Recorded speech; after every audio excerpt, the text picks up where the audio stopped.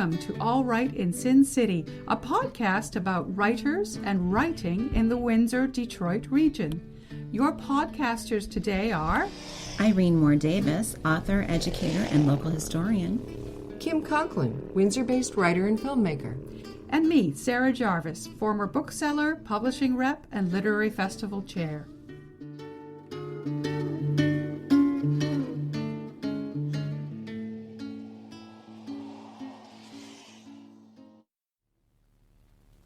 This recording takes place at Gertrude's Writing Room. Thanks to Vanessa Shields for making the space available.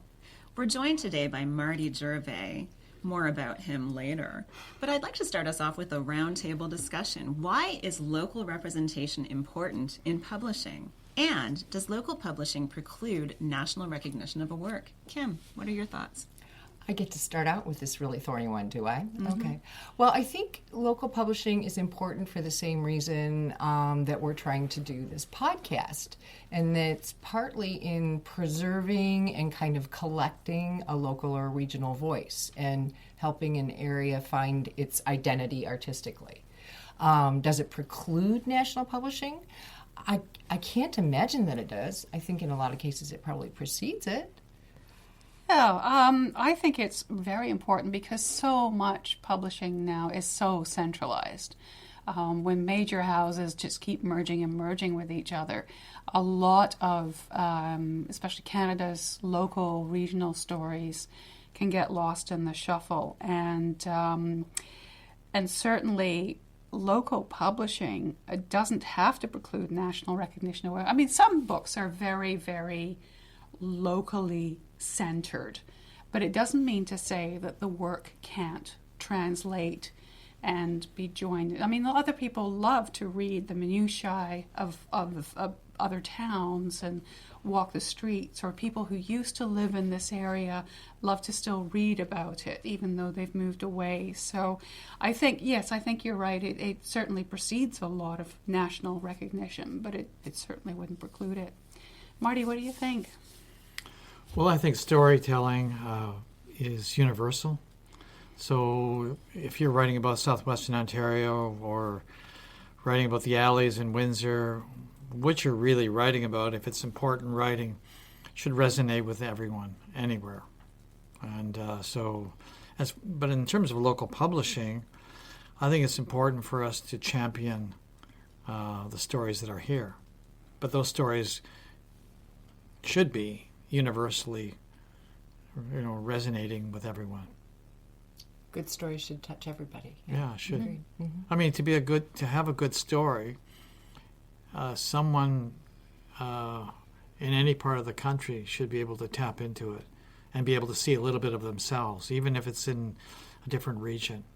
Someone in Saskatchewan might see a story that's written in Windsor and written about a particular neighborhood in Windsor and see a little of themselves in that story. That's my belief. Mm-hmm. Well, I think the formation of a real Canadian identity, a true Canadian identity, requires that we have an understanding of people all over this country, and local publishing certainly helps with that. Mm-hmm. I would be so sad to see publishing that only started and ended in Toronto, for example, and I think that we do want to reach out to those individuals who might be overlooked despite their tremendous gifts by some of the more Toronto-centric publishing houses. And we want to hear those stories and give them a chance. And I'm so pleased that we have Marty Gervais with us as an excellent example of a local publisher who's made it big. Yeah, and I'll just introduce Marty to our listeners. So Marty Gervais is an award-winning journalist, photographer, poet, playwright, historian, editor, and teacher. His awards include the Toronto's Harbourfront Festival Prize, the Milton Acorn People's Poetry Award, the City of Windsor's Mayor's Award for Literature, and nearly 20 newspaper awards for journalism. For the past 5 years, Marty has also led a group of writers and students to France, where they read at Shakespeare Co books in Paris. And Marty also has received a BA from the University of Guelph, an MA from the University of Windsor. He has written more than a dozen books of poetry, 2 plays, a novella. His most successful work, The Rumrunners, a book about the Prohibition period, was a Canadian bestseller in 1980, and then again when it was re-released in 2011. Marty designed and now teaches an editing and publishing practicum at the University of Windsor. And that is unique, isn't it? I don't think anyone else has got. And he's the inaugural Poet Laureate of Windsor, Ontario, and now Poet Laureate Emeritus. He's the founder and publisher of Black Moss Press, which celebrates its 50th anniversary this year. And Marty and his family live in Windsor, Ontario. Well, part of his family. Mm-hmm. Okay, so because of the 50th anniversary of Black Moss Press, we'd like to focus on this interview, with your experiences with the press. But briefly, do you think that the association with your published authors has influenced your own work? That's interesting. Well, I think probably, because in a lot of cases I go to many of these published authors and get their opinion. An example, I could write a poem tomorrow, and I'm never certain whether it's going to resonate with very many people. So I'll call my friend John B. Lee, and we'll talk for an hour on the phone, and I'll read him the poem, and he'll make a couple of notes, and he'll suggest a few changes. And so I think we influence each other, and I think I influence the authors. I demand certain things, and I want to see a certain quality of writing from them. I give them ideas. So we're working on a book right now and at the university in the practicum, and I made suggestions to one of the authors and said, you should write a poem about this subject and that subject, all relating to one sort of theme. And they respond, but at the same time, I'm open to them suggesting things to me. And I think probably there's a carryover, or there's some influence. But it's not like I try to copy a style or try to outdo, the other authors. I think there's a natural influence that I think it works both ways. There's a process to that reminds me of the way that bandmates co-write songs. Mm-hmm. Even when they're far apart, they call each other and send each other their latest ideas and influence each other. It's interesting. Well, sometimes even something that I might say in a conversation will be picked up by an author, and they end up writing a poem about it. John B. Lee, I mentioned him, and one time he was in a discussion in our house, and my wife was, he plays hockey like 2 or 3 times a week, and I get no exercise whatsoever. And Donna, my wife, said to me in front of John, she said, Marty never exercises. He has a totally unused heart. It's still under warranty. And John said, could I use that? and he named one of his books Totally Unused Heart. that's basically Donna doing that, right? Exactly. Right. And Donna is Marty's wife, for our listeners. She has unkind things to say about me. Oh, goodness. But excellent story prompts, I'm sure. Your authors have been fiercely loyal to your press, but it's standard for many writers to get started with a small publisher and then move on to other outlets. Can you speak to some of those authors who helped you in the early days, or who you helped in the early days?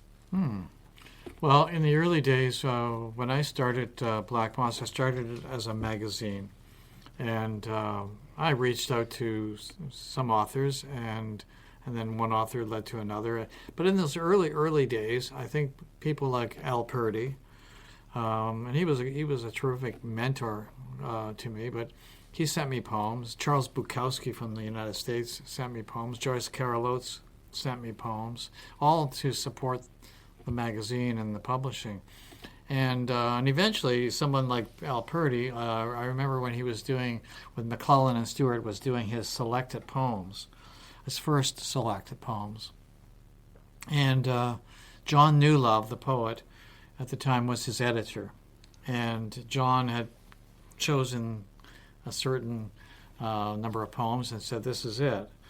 And Al was not happy with the selection, but he went with John's decision. And then he called me and said, I have all these other poems that could go into an unselected poems, and which is what we produce. And because he just felt that, it should be collected somewhere and it should be together. And so we brought out the unselected poems. So the B-side. Yeah. But it's the support I was given in those early days from John Robert Colombo, Al Purdy, Ralph Gustafson, even Margaret Atwood sent me some poems as well for the magazine. And then eventually the magazine evolved into book publishing, and some of those authors, stayed with me. I've never been one to say to an author, you shouldn't pursue, when I can publish it. I'm not going to. It's not that I don't want to fight for them, but if they have an opportunity to go elsewhere, I'll give you an example. David Donnell, who won the Governor General's Award with his third book. We did the first two. Well, those two books, plus his newer poems, made up the third one, which won the Governor General's Award. And so I feel in some ways, we contributed to it. But was I upset? No, I was so pleased for him to win it. And why not? And why not let them, he told me that he had an opportunity to publish with McClellan and Stewart, and that's wonderful. And but they remained loyal. They remained friends, and I think their loyalty shows itself in other ways. Like, for example, if I want something, and someone says I would like a poet, to appear, can you get one of your poets to go, here or there? I'll call them up, and basically. Because I've supported them, they support me. Didn't you once publish Helen Humphreys as well? Yes, I did. I published her first work of fiction. Yeah, I remember her reading in my store. It was great. Yeah. Can I ask, did I hear properly that you and Donna bought a printing press and put it in your house, and that was how you started it? Is that correct? Well, yeah. Well, it wasn't like a Heidelberg press. It was Donna would never go for that. And, there's only at that time there were only two of us, right? No, it was a mimeograph machine. Okay. But it was heavy. And, it was still a piece of furniture. We had an attic apartment on Dougal Avenue, and it was and bringing it upstairs wasn't. I was younger, so it was a lot easier. But I had a mimeograph machine. It was a hand crank one, and it was the company was not Gestetner, but it was called A.B. Dick, and but I traded it in. It was a really old machine, but I traded it in. I convinced Donna that we could afford to spend $25 a month buying this Gestetner, which was an electric machine, and it was like state of the art. And the fellow came to my house, came to the attic apartment with this machine, and showed me, demonstrated. And I said to him, I said, I'm really sorry that you came all the way up here. I can't afford it. He said, well, what can you afford? And I said, I can't afford anything. I wasn't working at the time. I was trying to do freelance. And he says, can you afford $25 a month? Which was a lot of money. And I said, Donna, can we afford $25 a month? And she's so supportive. And she said, we'll figure it out. And we did. But the fellow who sold it to us allowed me to go into their office, which was on Crawford, and I could go in and I could scan artwork and everything else, and he would just do it for free. And then I was able to take that, and put it onto the machine and print the magazine. And then eventually we did a book by Dorothy Livesey. We did the Dillinger poems by Eugene McNamara, which was really essentially our first book. And we did so many of these little chapbooks, I guess. And but yeah, that's where it came from. But it wasn't. I mean, it was good size machine, and wherever we went, and Donna had a little tiny Austin Healey Sprite, so a 2-seater, and we'd put this Gastet there, and we had a baby as well. And, I don't know how we managed to get everything into the car because it was a convertible, right? And so you couldn't put anything on the top, and the car wouldn't always start, especially in the winter or if it rained. And it was pretty crazy until we finally got another car. But everything was crammed into this little tiny car. Wow. That's a great origin story. Yeah, I know. Yeah, it was quite an ordeal. The car would sit for weeks. We could never start it. And but Donna bought the car in Texas. And for a while, we had her Texas plates on the back, and then eventually we had to get Ontario plates. But we drove it for a while without Ontario plates, well past the expiry date. So, in those days, and this is like I met Donna in 1968, so this would be around 1970 or so. But in those days, we had nothing really, and. I don't know how we actually survived, but at the same time, whenever we got any money, I remember with the first little bit of money that we got, we went out and bought a painting by Adele Duck, and we took all our money to buy this painting, and then we didn't have any money to buy food, but her mother was here in town, so and her mother helped us out, so.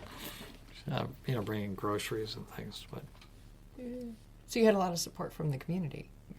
Yeah, I mean the community. Windsor has been amazing. I came here in 1968, and I saw the first person in the literary, scene was Eugene McNamara. I went down to the university. I didn't know my way around Windsor. I only lived here until I was about the age of 12, and then I moved up north. So when I came back to Windsor in 1968, the city was completely unfamiliar to me. I didn't know anything. So I went down to the university, found my way down there, found my way to the English department, and looking specifically to meet Eugene McNamara because he had accepted a poem for the Windsor Review. And I wanted to meet him because someone liked what I had written. And so I met him, and then I met, John Ditsky and Len Gasparini. I met Rick Hornsey and all sorts of other, writers, Dorothy Farmelo, and then Joyce Carol Oates. And really found a very welcoming, very supportive community. And, when someone tells you they like your work and that you're doing something important, it really means a lot, and it was this is kind of encouragement that I needed, and it's not like I wasn't getting any encouragement in Toronto. I had lots of people that I was hanging around with who were writers. There was a whole group of writers in Toronto, for example, who all worked at the University of Toronto Library. And we worked in the medical library. And so people like B.P. Nickel and David W., all sorts of people hung out at Coach House Press, and we all worked in the stacks. And we'd have like a cart of books we'd have to go and put away, and we'd spend hours putting them away because we weren't really putting them away. We were just lost in the stacks and writing, sitting in a corner someplace, and then a supervisor would come by and say, "Hey, I'm almost done." Okay, but they paid us well, and we hung out together, and we shared poetry, shared hopes and dreams, and shared publishing. And on Saturday nights we would go to a place called Scatting House, which is right downtown Toronto, and there would always be readings at night. And so at those readings would be all sorts of people who've gone on to great fame. What is it about this area that kept you here? That you, when you came, or what has kept you here? Okay. About this well, area? I think partly it's a very welcoming, rich community, but I really sort of found my neighborhood, and besides the people being welcoming, it's the kind of landscape that reflects I would get a certain ethos to it that reflects the way I feel. My mother grew up in Stony Point, and whenever I know a lot of people when they hit this part of southwestern Ontario, they say, "Oh, this is the most boring stretch of landscape because there's nothing." And I don't understand that, because I see so much. And I feel so at home, and I've always felt that way when as a boy, we would be, we'd drive out to the farm near Stony Point, and I loved those wide open fields, and the horizon line, that sort of even line, on the landscape, it brings a kind of personal peace or stability to me, and. So when I arrived here in 1968, it was like I really had arrived home, and I felt so at ease, and but also the area is so rich in stories, and I really found that when I arrived here that people weren't writing the stories about Windsor, and weren't writing the Essex County stories. And I would go around talking to people, and I would hear the most amazing accounts. And I'm thinking, why aren't people writing this? I mean, that was the reason why, in some ways, I don't think that's totally the reason why I wrote the Rumrunners, but I was driven by the fact that there were so many really interesting stories that they were telling, and no one was writing them down. And so I did. And I think in some ways it produced so many other books about this area, and you find today there are so many people writing. You've just written a book which goes to the roots of this area too, and Irene, your book really taps into a history that should be explored. And it's that kind of thing that I found in 1968 that wasn't being done, and slowly, it just made me think.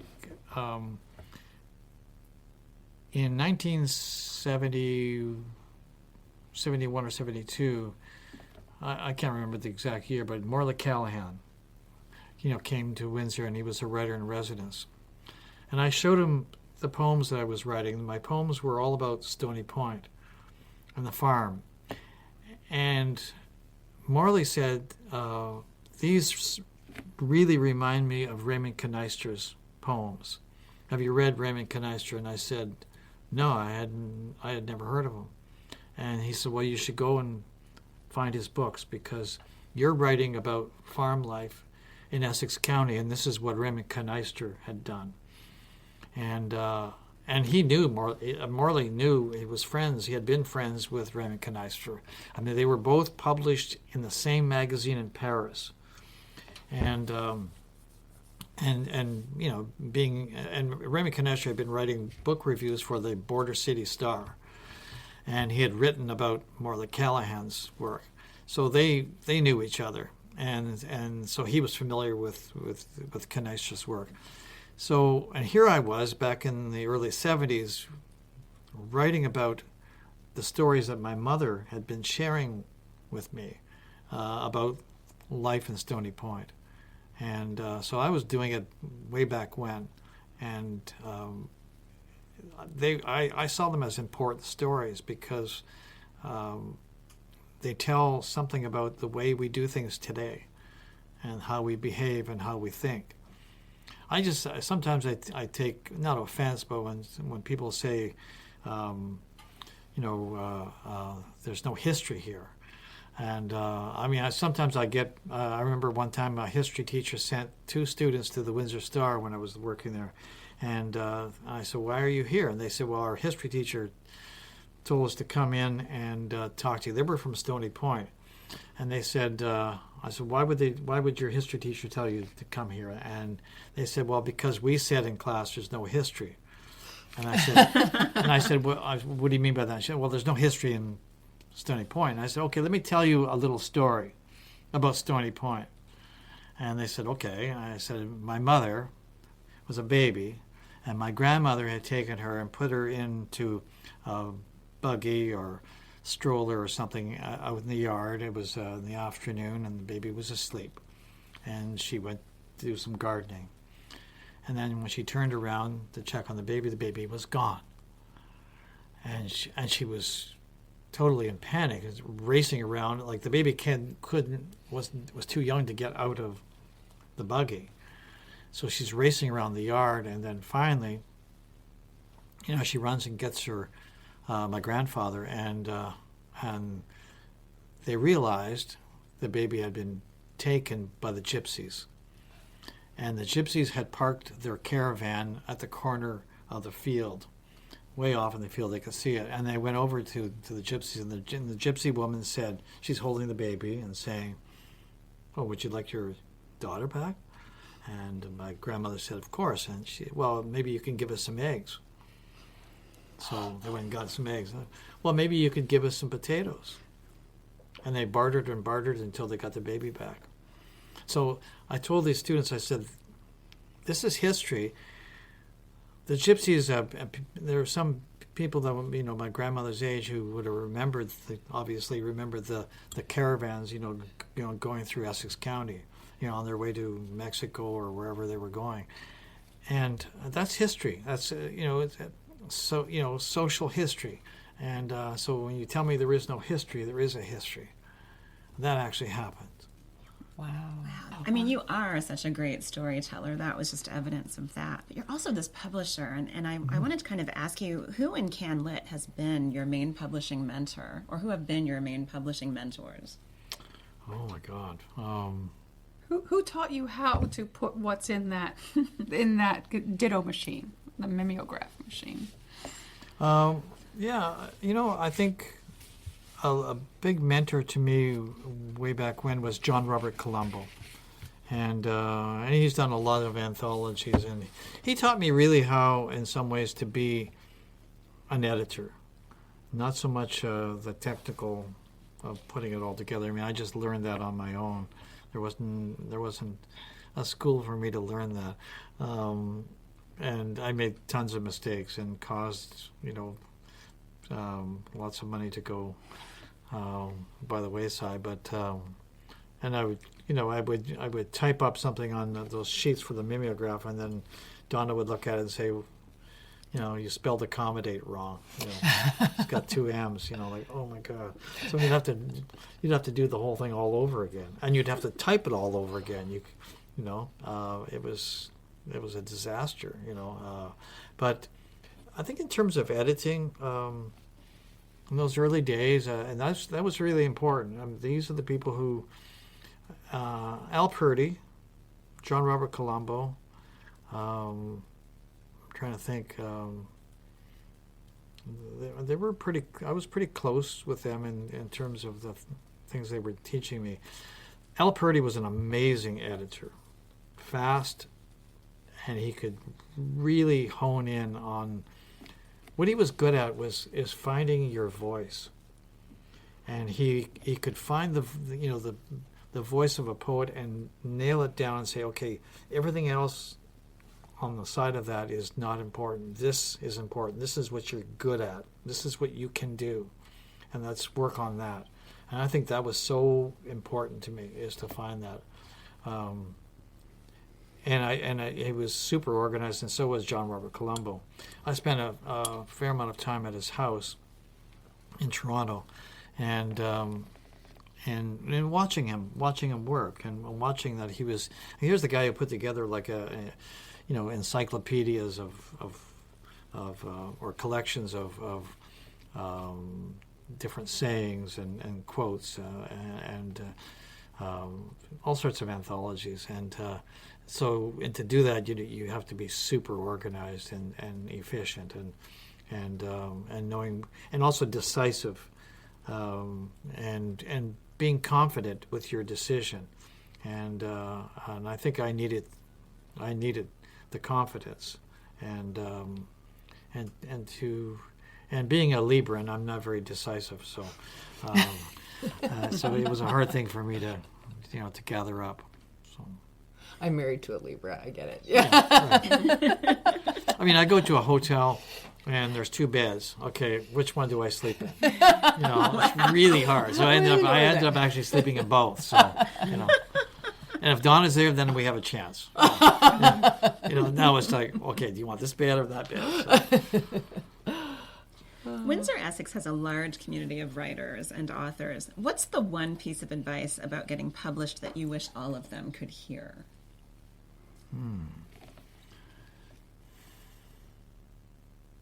I think you need to have. Confidence in what you're doing, and I think that when you're going to show, if you show me something, like if you have something, Irene, that you want me to publish, you need to represent yourself properly. You don't hand me something and say, I don't think it's very good. Like, I don't want to read it. If you don't think it's very good, then just throw it out. But I want you to hand me something and say, this is the best piece of writing that I've ever done. I think you need to read it. I think this will change things for you. I want you to be confident. I want you to be, represent yourself in the highest way. And because otherwise, why? I mean, if you want to hand me something and say, I'd like you to give me your idea about this or give me your reaction to it, that's fine. I'll read it. But don't misrepresent yourself and say it's not very good. Well, why would I bother? Why waste my time? Interesting. Mm-hmm. Can you tell us a little bit about the Publishing Practicum course and why you decided to start that, how that got started? Okay. Yeah. Sure.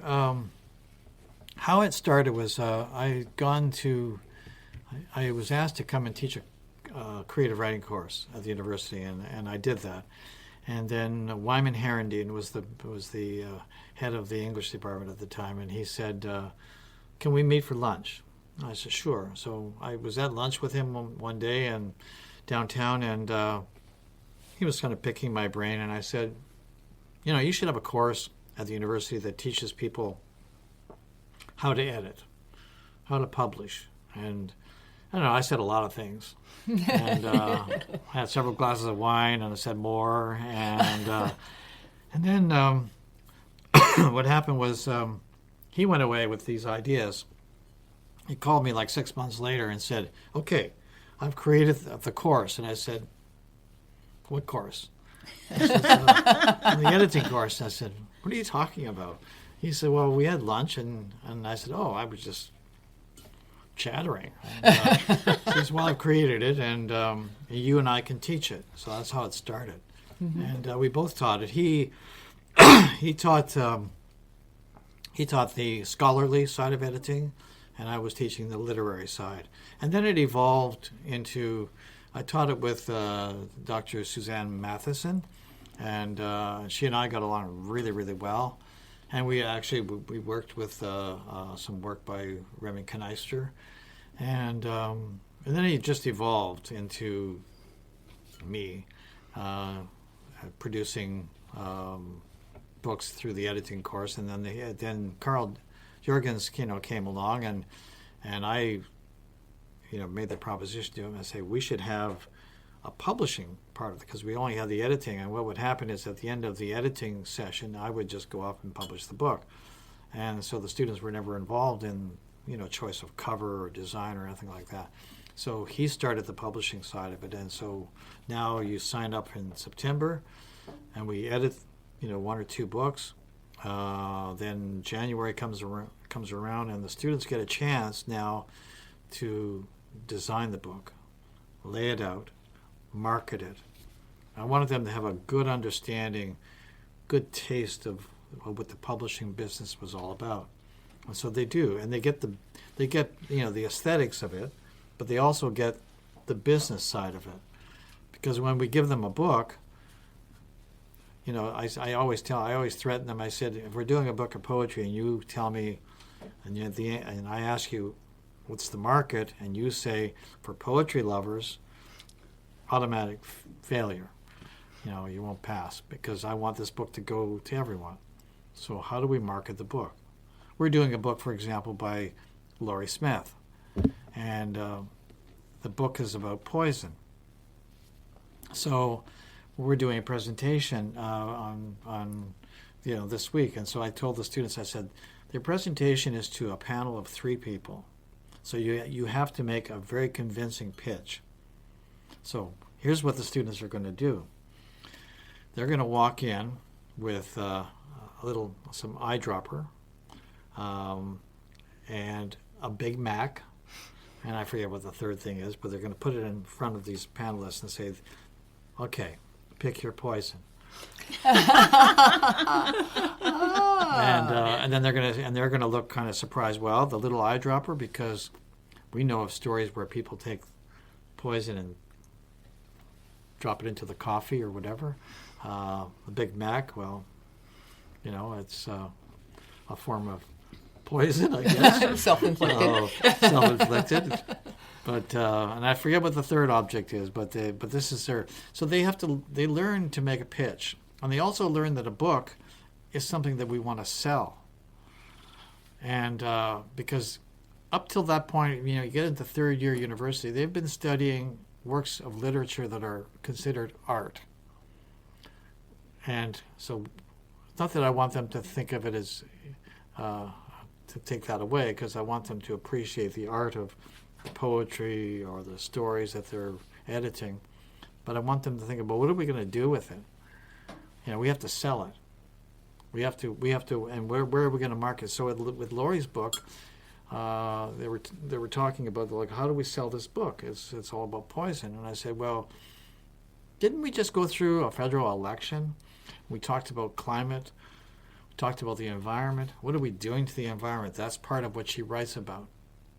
Okay, and stories related to poison, stories related to the way we conduct ourselves and behave, and what we're doing to the environment, what we're doing to our bodies. All of this is what she writes about. So suddenly it becomes a very universal book for everyone. And so they have to, with the publishing practicum, it's learning that you're in a business, but at the same time, it's learning that this is something that can be for everyone. And this is, someone who says, well, I never read poetry. Well, this book may change your whole mind about this. If you're concerned about the environment, you will want to read this book, because we have to answer the question, how is this different than any other book? And we can do that. We can market it, and they learn to do that. And then we put on this event in April, and it's always like 300 people.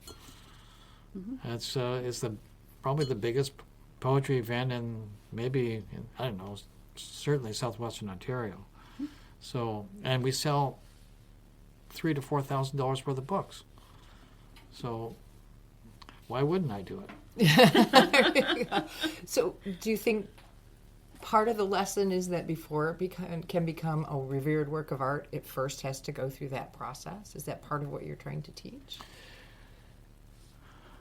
We have to recognize that, first of all, it is a work of art. And that's what catches my attention. Okay, I look at the book, I love the book, I love the writing. I don't know what we can do to market it. We have to experiment with that. But number one, it's a book of art. It's a work of art.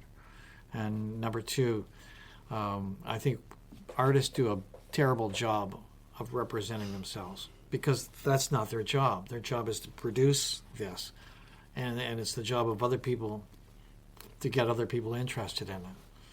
You know, you can have great artists. I mean, Van Gogh couldn't sell his work, and I don't know whether poets are good at selling their work. Some are, but our job, my job as a publisher, is to say your work is important. It needs an audience. People need to hear it, see it, read it, and so let me help you. And so I think, you know, students look at this and only, as I say, up to third or fourth year, or maybe who knows, maybe for the rest of their life, they look upon literature as something they're studying. They accept the fact that the professor says, I want you to study this and write an essay about it. So they accept the fact. They don't even question whether it's art. It is art. So now we're saying to the student, okay, now you get a chance to make it better. Now you get a chance to actually suggest to the writer they could make this poem better. And their response is always, well, I've never learned this. And I said, well, wait a second. You've spent 3 years studying literature, analyzing it, evaluating it, but now we're asking you to use those tools, and now you're going to build yourself a house here, basically. So you're going to put those tools to use. You're going to create something for the author. But at the same time, you know, I constantly remind them, you know, this is not your work. It's her work. And so you need to suggest. And I always tell them, I say, you know, at the end of the day, after you've made all these suggestions and provided all this advice and all this feedback, and the author says, I'm not doing any of that. You have to remind yourself, what is your job? My job is to suggest. At the end of the day, ask yourself, have I done my job? And you have. But your job is also to try and convince them. So what's next for Black Moss? Oh, another 50 years, right? I don't know. Maybe, my hope is always that my daughter will, and we've talked about it many, many times, and my daughter would carry on with Black Moss.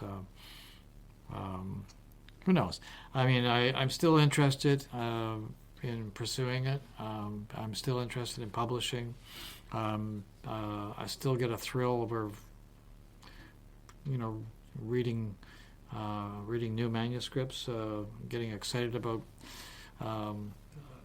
different projects. I find myself in these later years suggesting books that I think would be interesting. For example, Lawrence Hutchman and Bruce Meyer. I got talking to both of them, and they were talking about, we should do a book about hockey. And I say, well, what are you talking about? Give me some ideas. So they're giving me all these ideas, and I'm thinking, no, I'm not interested. And finally, I came up with an idea. I said, look, I got an idea. Let's go back to the original 6 teams. And they said, oh, yeah, we could do like Maurice Richard, and we could do Gordie Howe. And I said, no, none of those guys. I'm talking about the guys who sat on the bench, the lesser-known original 6. Maybe even someone, like locally Marcel Pronovost, for example. I mean, he was a star to some extent, but people don't remember him like they remember Gordie Howe. So let's go to the lesser known, maybe like Dickie Duff, from the Leafs, and although he was a bit of a star, but he wasn't like of the same, level as Jean Beliveau or someone like that. So they're doing a book, and they're each they divided up the teams, and I don't know who's got the Bruins, I don't know who has the Montreal Canadiens, but they're divided it up, and they're going to do the lesser known hockey players from the original 6. So it's a little different, and see, that answers the question, like, how can I make this different than anything else? Is this fiction, nonfiction, poetry? Well, it could Marty's be. nodding to all of those. No, little of everything. well, no, they can do whatever they like with it. I mean, they could be. I mean, for example, they could be from the point of view of Marcel Pronovost. It could be one story that they expand on. They make it fiction.